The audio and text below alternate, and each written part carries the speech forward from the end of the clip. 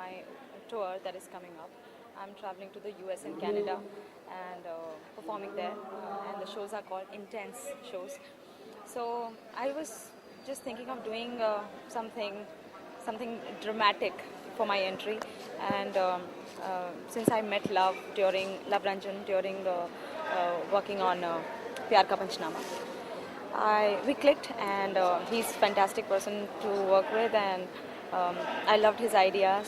So when I thought of doing this AV, I thought I'd ask Love if he's interested, and he was very kind enough to say yes for it. He was like, yeah, let's do it, and he looked very excited, and he is very passionate about his work. So I thought he'll be just the right person to work with, because I wanted to do something different, and I think we'll manage to do that today. What is the specialty of this music? I mean, what all tracks are involved in it? Like I said, this is just an AV that we are shooting for, which is pre-intro for my entry on stage. And yeah, I know not many people do that, but since I thought that this time I should be doing something larger than life, so we came up with this idea, and I think this Desi idea really rocked, and we both loved it, so we are shooting that today. कोई एक गाना गुनगुना दीजिए। कोई एक गाना, कोई भी एल्बम कोई भी ये एल्बम नहीं है, मैं बोल रही हूँ बार बार, दिस इज एन AV।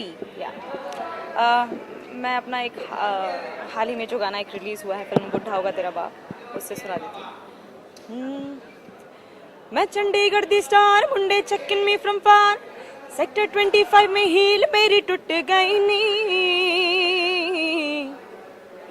मैं चंडीगढ़ दी स्टार मुंडे checking me from far, sector 25 में हील मेरी टूट गई नी। मैनू हिलते डुलते तकदे तकदे तकदे तकदे तकदे तकदे तकदे तकदे लुधियाने दी बत्ती उड़ गई नी। ओ ओ ओ ओ ओ लुधियाने दी बत्ती उड़ गई नी। Okay. It's not a song, it's an entry video. Basically, it's a screen video for a concert. So, it's a screen video for the concert, so there's no song to it. It's just we're trying to heighten the anticipation which the crowd has before a show, before the entry of Sunidhi. So that is what it is.